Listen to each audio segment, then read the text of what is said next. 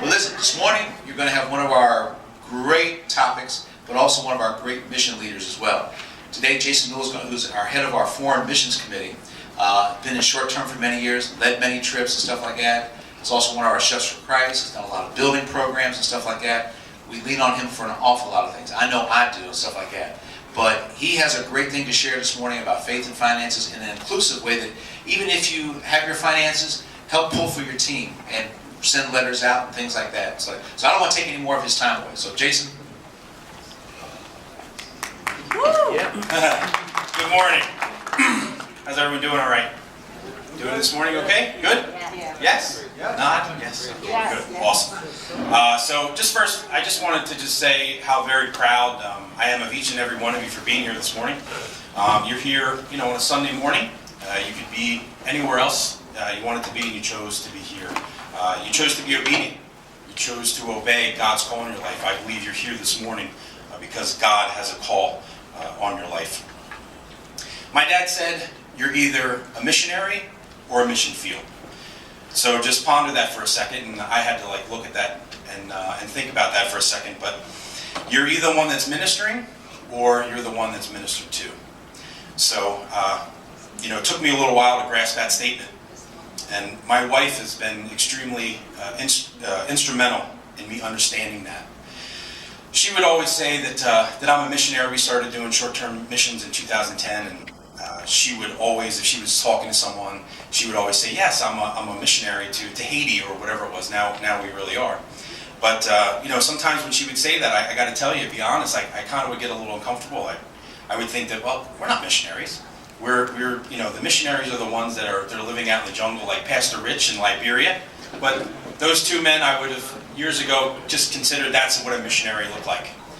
And like I said, Lori had really helped me to kind of understand that we are missionaries. We do have a mission field every day. First and foremost, it's our family. It's our first mission field. But then, of course, we are so excited. John's so passionate. There's a reason that he is the short-term missions coordinator, and he is also our chairman of the missions board. He just has a heart for missions, and it's just amazing to see that, and what an example those two gentlemen are over there. So you're in the right place at the right time, and this is just the beginning of a several-month journey that will crescendo really at your mission trip wherever you may be going.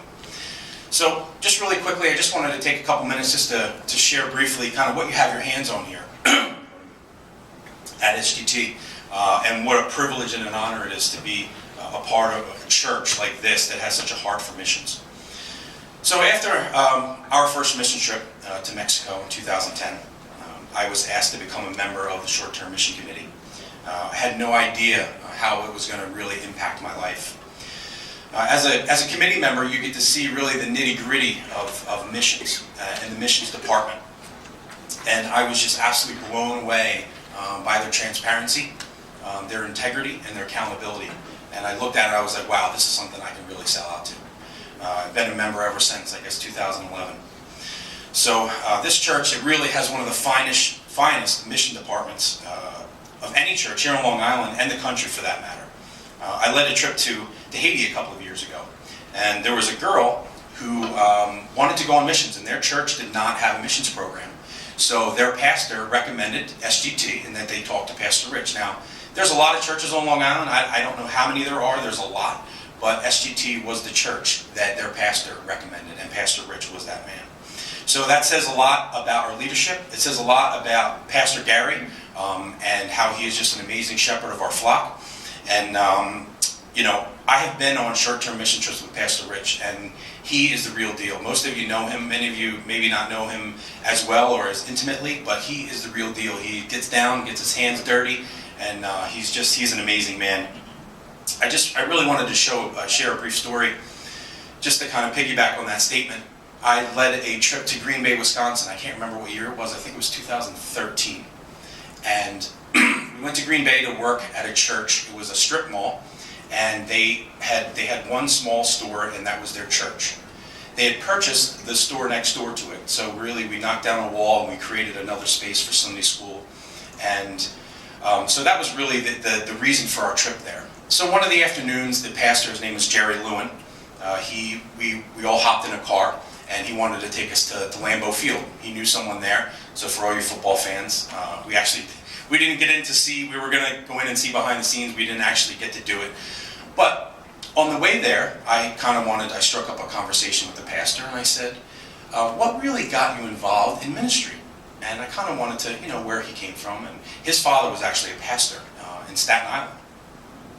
So he thought for a second, and he started to well up, and he got very tearful, and I was like, oh my goodness, what kind of question is that to be upset about? But it was joyful.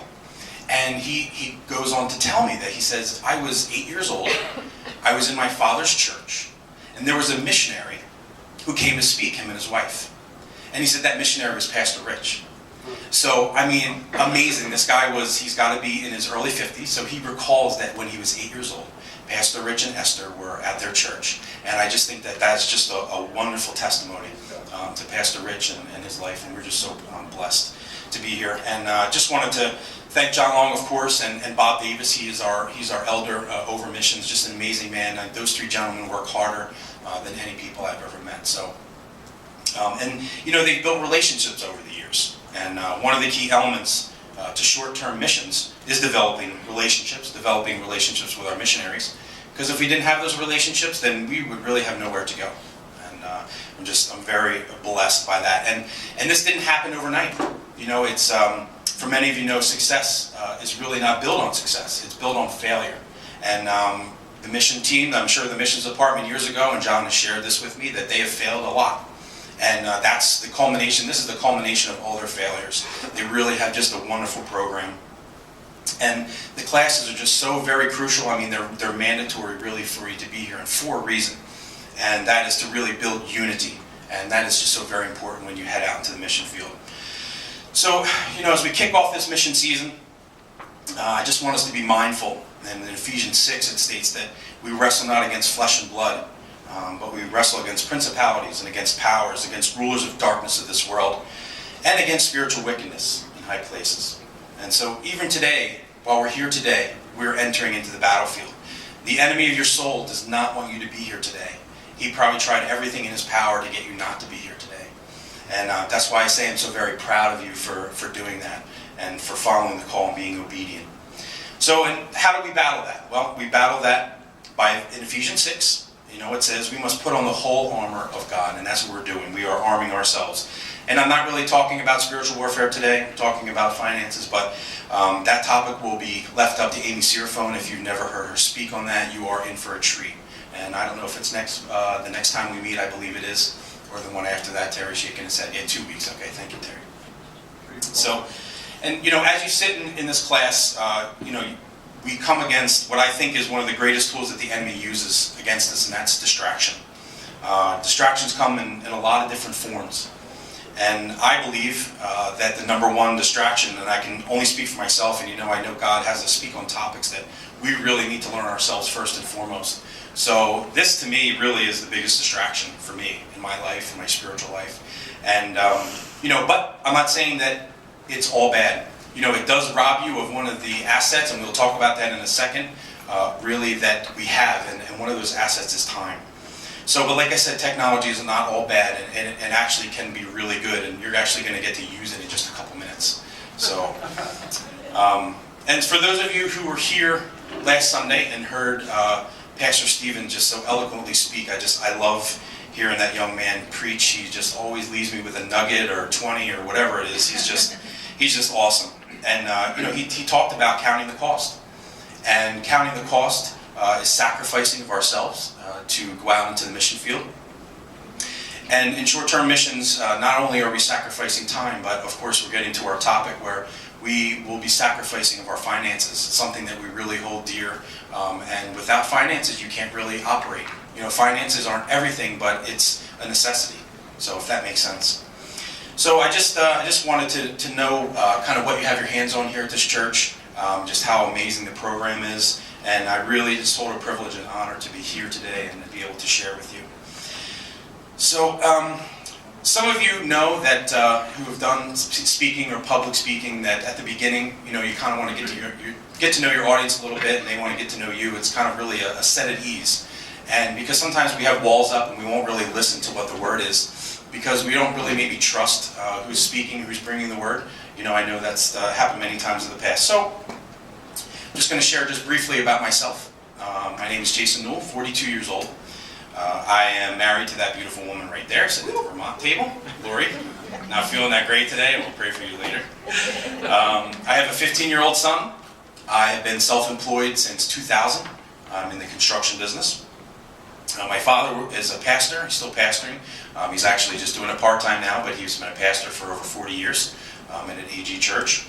And my mother is a retired RN. So when I grew up, I had spiritual nourishment, and I also had physical healing if I needed through my mom. So she was amazing. And they really have just been so inspirational in my life. They live a life of service, and they were the same people in front of the pulpit that they were behind the scenes. And just like the accountability that our missions department in this church shows, I can just sell out to that. So that's why I'm here today. And this church is one of the only places really that I found. I visited before I came here. I visited a couple of different churches, and this is the only place really where I found that my standards, which were kind of set high because of my parents, were met. So I'm just, it's amazing. And also I have a sister. She lives in Michigan. She's married. She has 4 beautiful children. 3 of them are adopted, 2 from Haiti and 1 from Ethiopia. So that's kind of me, just a little bit. That's my family. Get to know me a little bit. You can relax. So I have led about 8 mission trips, I guess it is. And now my wife and I, we are the coordinators of the foreign committee, which we love it. We get to see Pastor Rich all the time, get some mentorship from him. So now what does that have to do with finances? Absolutely nothing. Nothing. But let's talk about finances. So what are finances? Finances are really, it's monies that you have to operate on a day-to-day basis. So now, I told you that you were going to need your distraction or your phone, right? We're going to do a little contest, okay? Everybody take out your phone, your device, something, iPad, whatever it may be. I know everyone has it here. So no cheating, but on the count of when I say go, I want to know Wikipedia's definition, formal definition of an asset. Of an asset? Of an asset, that is correct. And when you have the answer, I want you to stand. Okay? Fair enough? Ready? Set? Go.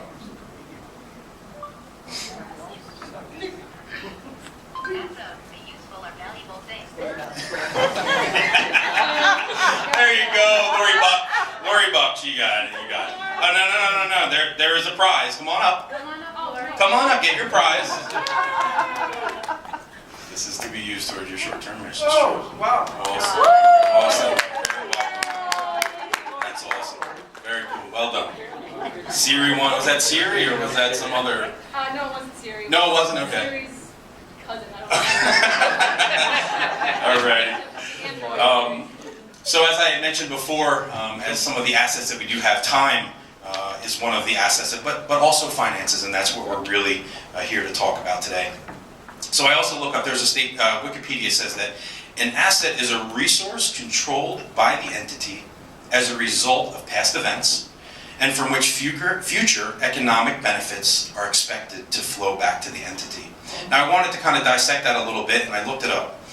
And as I looked into the meaning of entity, I was really pleased to see in the British dictionary that it says something having real or distinct existence, a thing, especially when considered as independent of other things. So our God has a distinct existence and is absolutely independent of any other thing. He created every other thing, and you can't get more distinct than that. So here's my definition of an asset. Our resources, time and money, given to God, can be used, if given to God, can be used to grow our faith through stewardship with the ultimate goal of expanding His kingdom. So it comes full circle, and yes, that's totally tweetable. So how do faith and finances apply to our short-term mission trips? For those of you, and I know there was quite a few number of hands that showed that you've never been on a mission trip before, the church does not pay for your trip. It costs money to go, and that will be determined by your team leader. And this trip will demand of you both of those assets, time and money. So as you start to think about the financial aspect of the short-term mission trip, which is a thought that will become apparently real to you as your time for departure closes in on you, and your team leader says that you need to come up with a certain amount of money by a certain deadline, I would implore you to just, and I believe I spoke about this last year, is changing your verbiage. Instead of referring to it as a cost or price, I would ask you to think about it as an investment, because it really is. And I'm a business owner, and I think a couple of you out there, I know Lou owns a business and John owns a business, and there may be more of you out there that do. And I know there's a difference between cost and investment. A product that costs a certain amount of money is used and usually unfortunately forgotten. But when a product is purchased as an investment, a shift occurs in the thought process, which tells us this product will be used to yield a greater return. So although finances are extremely imperative to a missions trip, the return on your investment will be exponential.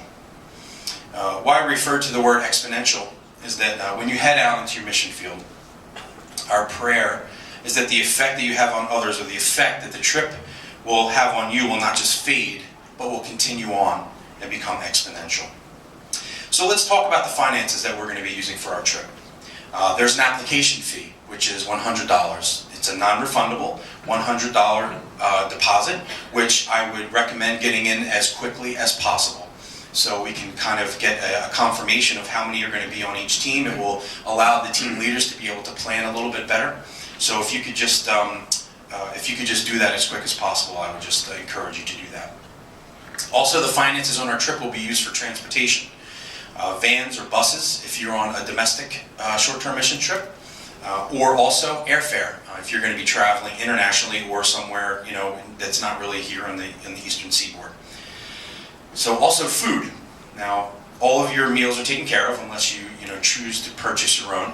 Many short-term mission trips, if you are close by, have the luxury, I would say, of having John Long come and prepare your food. Now, he is an amazing chef, and he always has us gain about 10 pounds. You think you're going to lose, but you definitely don't. We're always eating. John's an amazing man, just a hard-working guy, and we're just so blessed to always have him. Everyone just tries to get John, in every mission trip, they're like, can you come, even the youth, and so it's amazing. Supplies and materials for some of the trips. A lot of the stuff that a lot of the trips that I've led in the past were construction-based, so we do need quite a bit of materials. Also for your team building, we also buy t-shirts and any kind of team paraphernalia that may be. I know sometimes people at the end of a trip will put together like a photo. I know Suzanne is very good at that. Put together a photo book, just kind of for nostalgic purposes, and you go back to refer that. And I saw that Diane last week had put pictures up of past trips on the table. I thought that was just a wonderful idea to be able to see that.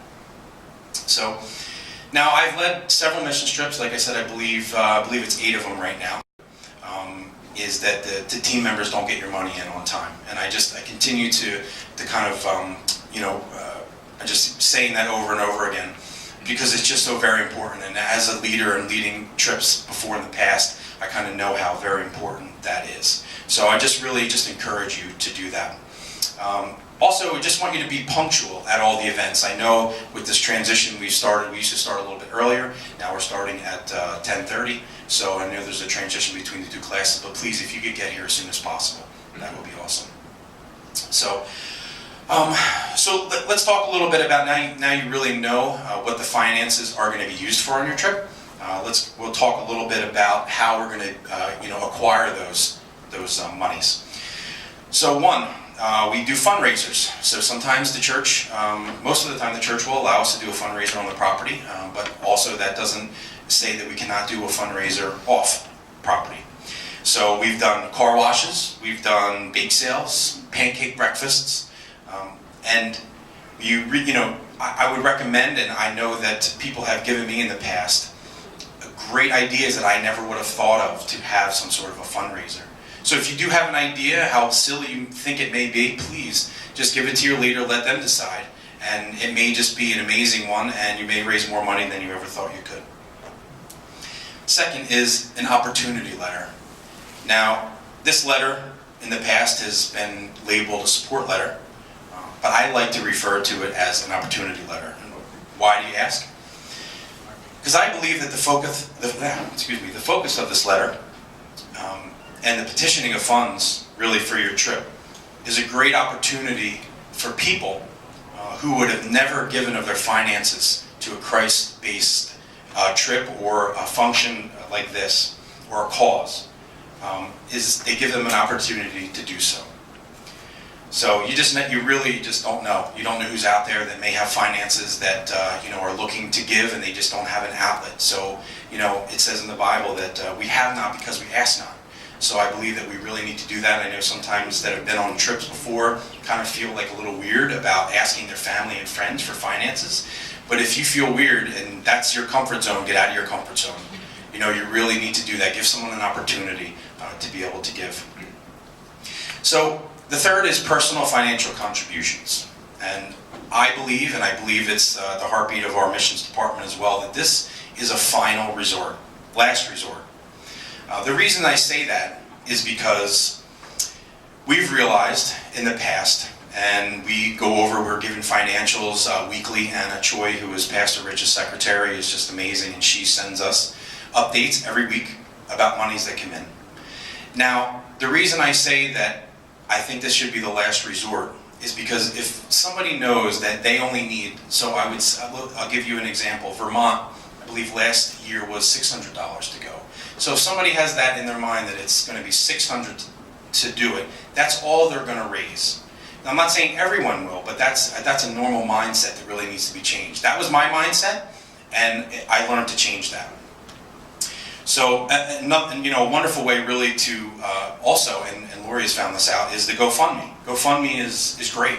I think it gives an opportunity. People that see you on Facebook or wherever you're able to cast it in the social media is able to just go ahead and with a couple clicks of a button be able to help you, to be able to give to a Christ-centered cause. And that's amazing.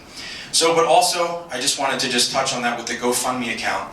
Sometimes you will actually get more money than what you have on there. Because the people, I know that they keep a running tally of it, but there may be more money in there than what you actually needed. And,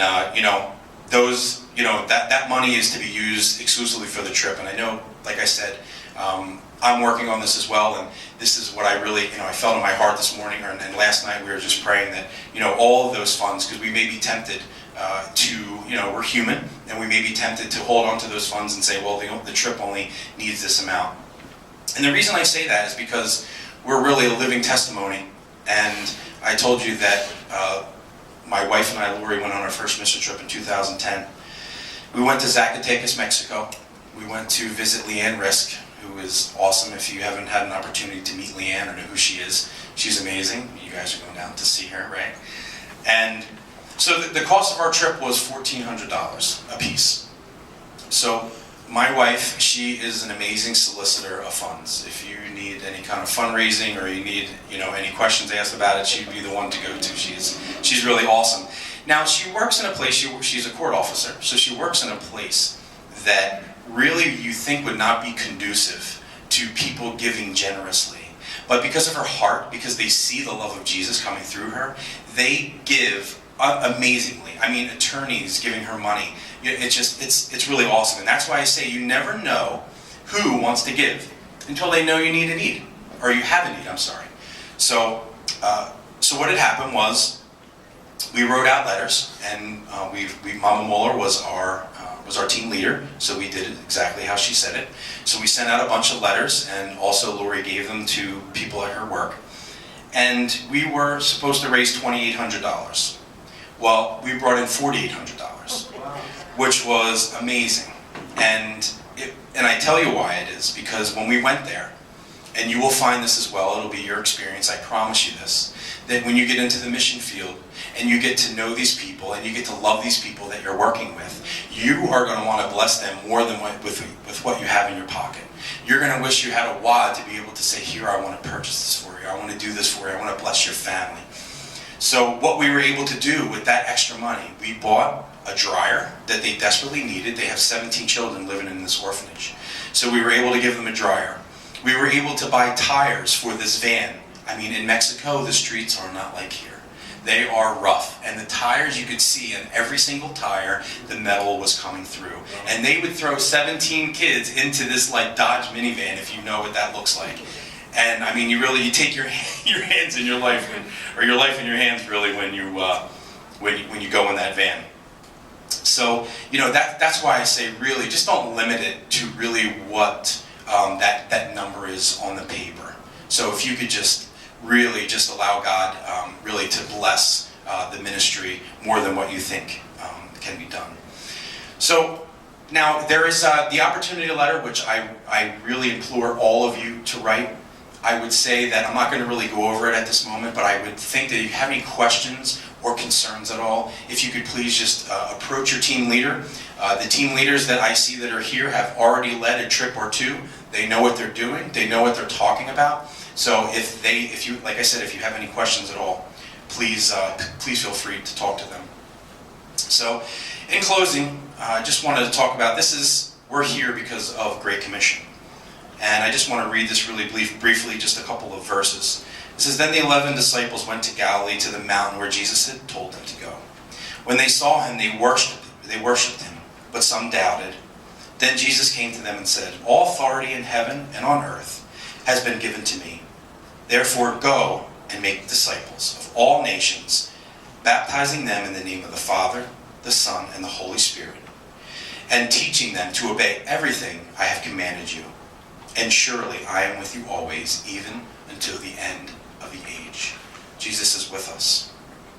And in 2 Corinthians 9, 8 through 12, "And God is able to make all grace abound to you, so that having all sufficiency in all things at all times, you may abound in every good work," meaning missions. "As it is written, he has distributed freely. He has given to the poor. His righteousness endures forever. He who supplies seed to the sower and bread for food will supply and multiply your seed for sowing, and increase the harvest of your righteousness. You will be enriched in every way, which through us will produce thanksgiving to God. For the ministry of the service is not only supplying the needs of the saints, but it is also overflowing in many thanksgiving to God."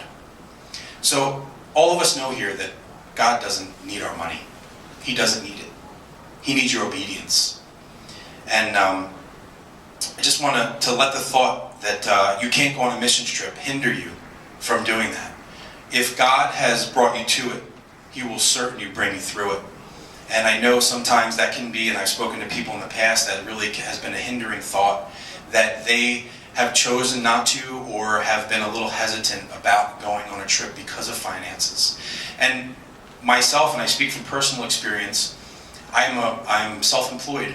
So, and I know Lou as well, and when we don't work, we don't get paid. We don't work for the state, or we don't work for an agency that we get paid or have vacation time. That monies don't come in at all that week, so it is extremely tough for us. So like I said, I'm really preaching to the choir here.